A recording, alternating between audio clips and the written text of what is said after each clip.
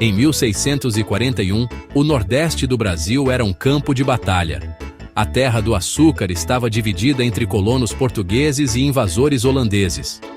Recife, tomada pelos holandeses desde 1630, era o centro do conflito.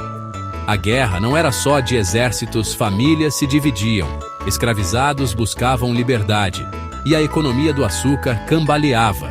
A coroa portuguesa, recém-liberta do domínio espanhol, via o Brasil como sua joia mais preciosa, mas faltava um exército de verdade. As milícias locais eram valentes, mas improvisadas.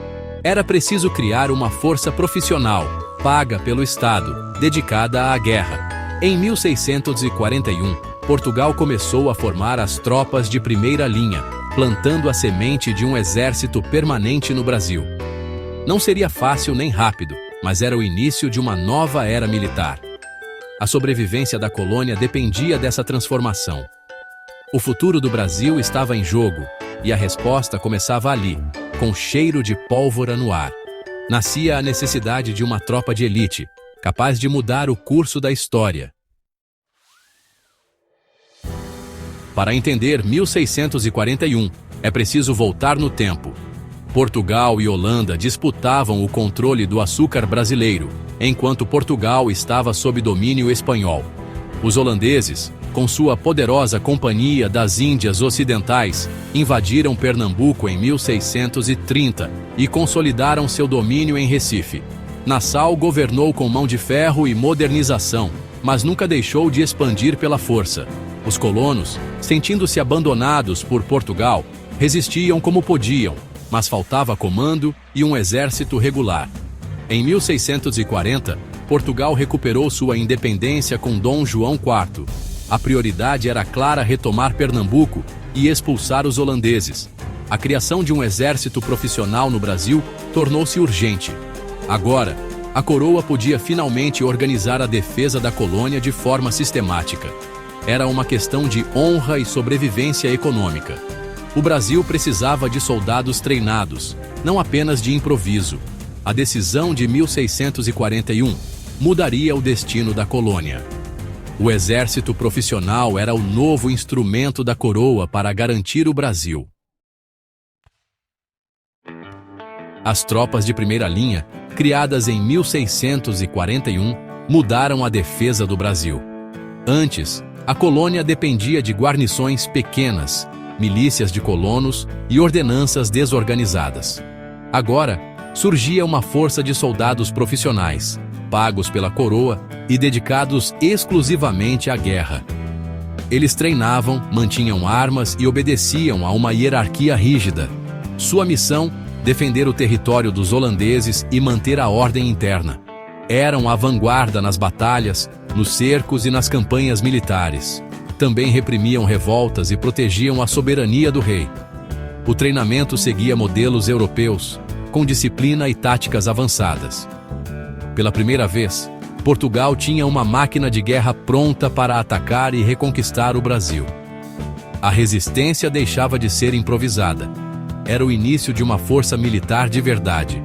O Brasil começava a se defender como uma nação. As tropas de primeira linha foram um divisor de águas. Sua presença deu confiança aos colonos e impulsionou a insurreição pernambucana em 1645. Líderes como Vidal de Negreiros e João Fernandes Vieira contaram com esses soldados profissionais. Nas batalhas dos Guararapes, a disciplina das tropas de primeira linha foi decisiva. Enquanto as guerrilhas atraíam os holandeses, a infantaria de elite sustentava o combate e contra-atacava com precisão. Essa força permitiu a vitória sobre um exército europeu superior. Após a expulsão dos holandeses, as tropas permaneceram, garantindo a soberania portuguesa. Foram usadas para expandir fronteiras, combater quilombos e reprimir rebeliões. Tornaram-se o principal instrumento de poder da coroa no Brasil. A espada do rei, forjada na luta contra a Holanda, agora era permanente no Novo Mundo. O Brasil estava, enfim, protegido por uma força profissional. As tropas de primeira linha seguiam modelos militares europeus, com hierarquia clara. O governador-geral comandava, seguido por mestres de campo e capitães. Os terços, grandes unidades, eram divididos em companhias de mosqueteiros e piqueiros. A combinação dessas especialidades era a base da tática de infantaria. A estrutura rígida garantia disciplina e execução rápida das ordens. O exército era diverso, brancos, mestiços, negros e até escravizados lutavam lado a lado.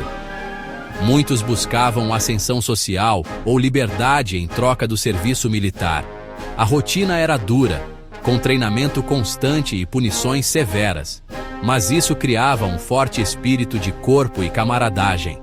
Essa máquina de guerra, com organização europeia e rosto brasileiro, era perfeita para a guerra no Brasil.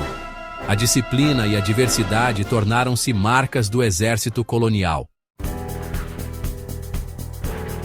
O legado das tropas de primeira linha vai além da vitória contra os holandeses. Ao criar uma força permanente no Brasil, a coroa plantou as sementes do futuro exército brasileiro. A defesa deixou de ser improvisada e passou a ser institucionalizada. Essa força foi fundamental para a expansão territorial, acompanhando bandeirantes e protegendo fronteiras.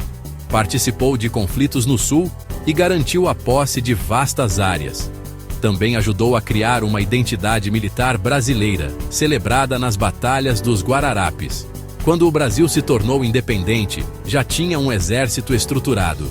As tropas de primeira linha formaram a base do exército imperial. A tradição, disciplina e organização vieram dessa força pioneira. O exército brasileiro de hoje nasce dessa história de luta e adaptação. A decisão de 1641 foi um marco para o Brasil. Mais que resposta militar, foi o início da defesa profissional da colônia. As tropas de primeira linha garantiram a vitória sobre os holandeses e a unidade do Brasil. Criaram uma tradição militar que atravessou séculos, adaptando-se às mudanças do país. A ideia de um exército diverso e disciplinado nasceu nos campos de batalha de Pernambuco. O ano de 1641 marca o início da defesa organizada do Brasil.